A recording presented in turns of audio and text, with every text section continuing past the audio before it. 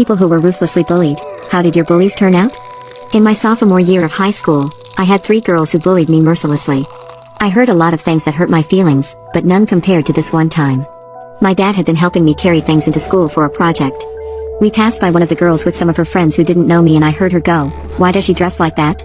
She's so weird. She's literally always happy about every little thing, it's so annoying."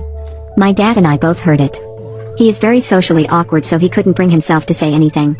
He also didn't want to acknowledge that he heard it because I think he thinks I didn't want him to bring it up. I just kind of saw his heart break in his eyes. I can imagine his pain. I know I would break down in tears if someone ever said something mean about him, whether he was there or not. We both just kept walking and we stopped talking. It was a long and silent walk. I don't know why she criticized what I was wearing. I was wearing leggings and a plain t-shirt. By junior year, the bullying had gotten so bad that they would tweet about me and then throw me down farther if I tried to stand up for myself. They'd make up names for me and whisper them when I was doing presentations in class to throw me off. One time I found out my grandmother died while I was in class, and one of the girls goes, "OMG, she's crying." Really loud. Thankfully my teacher didn't put up with her. They also bullied her daughter at points, though I was the main target. She would tell them off. One even physically wrecked my school project. Anyway, one day, I just couldn't handle it. During my free period, I went to the auditorium and just cried. I didn't know the tech director was in there with some of my peers. They came up to me and I remember saying, "How do you handle it when someone doesn't like you?" And they all knew who I was talking about. These sweet kids were really sweet. They were a part of the LGBTQ+ community, and they knew what it felt like to be bullied. They told me they were jealous and that I was beautiful and smart and that everyone in the school liked me and they couldn't handle that. They also told me they couldn't handle that I was happy in life. That always stuck with me. It changed my view. The girls were all overweight and rude and mean. They were always complaining too. It was clear they weren't happy. Later on, one of them tried to sabotage me in senior year by taking my project I worked for months on and tore it to shreds. It was a trifold board and she ripped everything off of it and scribbled on it. The principal knew what I was going through and told me that if I thought it was sabotage they would treat it as such, which is reason to suspend or even expel. I believe in karma, so I told them it was an accident and she was let go with a detention. Well, karma did get them. One of them was arrested a few weeks after graduation. Another was dumped by her boyfriend and is suffering from hair loss. The third was kicked out of her college. I did of course get my own little revenge on the girl who wrecked my project before graduation. We were friends for a few months in freshman year when we were both new.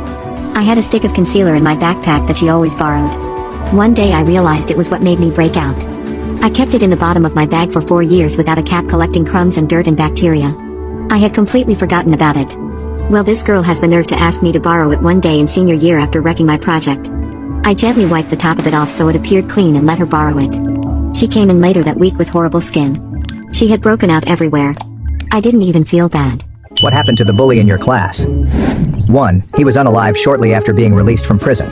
He apparently had a beef with someone and went to their house with a gun, kicked in their front door and was immediately shot and unalived. 2. He now owns his father's huge, massively lucrative construction co. Which is exactly what he said he was going to do, and also let us know how much richer he was going to be than us. So yeah, it sucks because it came true. 3. He died the summer after graduating high school. Mixed too many chemicals and alcohol at a party. Very sad for his younger brother, who was a great person despite his brother. 4. For whatever fucking reason, he asked me out a few years after graduation. He bullied me. 5. In jail for strangling his girlfriend. Thankfully she survived. 6. The boy bully married the girl bully. They had a kid, then divorced. Shocking. 7. He became the CEO of the company he started in after college. He is the chairman of the local football team and runs the beach cleanup crew every month. Always has a smile and has clearly just kept on growing up. 8. Many years after graduation, I found out that he became a local cop in the town we grew up. It was the least surprising thing to everybody. 9. He is in Leavenworth serving a life sentence for murder. No one was surprised when they found this out. 10. The kid who used to beat me up every day in 3rd grade I heard crashed a motorcycle and lost both his testicles. So he's got that going for him. Which is not nice. What happened to the class bully from your school many years later? I had a school bully who used to bully and intimidate me in front of girls. He was much taller and stronger than me. Complaining to the teachers did not help. I planned to take him on my own, and once when he was unaware, I pushed him down the stairs. He went rolling down like 15 stairs, and I followed behind him and kicked him in his stomach and on his face. One teacher broke up the fight, and separated me from him. The teacher scolded me, but I was too angry to hear her rant. I was totally unaffected by what the teacher was saying. Ultimately, the teachers punished me and called me a shameless fellow. Next day, our parents were called in school in the principal's office. The principal was out somewhere, and both the fathers started discussing what had happened. I had already told my father everything. To my and my father's surprise, the bully's father apologized to my dad for his son's behavior. My father was surprised and said that their kids' fights happen. You don't need to apologize. The bullet's father then went down on one knee and apologized to me for his son's behavior. He also made his son apologize to me. Just then the principal came and started complaining to my father about my behavior. The bully's father intervened, said his son deserved worse and he has no complaints. Basically everyone left the principal's office, things sorted out. But from the next day, the behavior of the bully changed, not only towards me but towards everyone in the class. He became more humble, more studious. He also used to break up fights, but never raised his hands on anyone except to defend. Basically later he got a lot of friends. We both also became friends and are still friends 25 years later. I later learned that his father is a very rich industrialist owning 5 factories. He easily had the clout to teach me a lesson. He admonished and disciplined his son instead.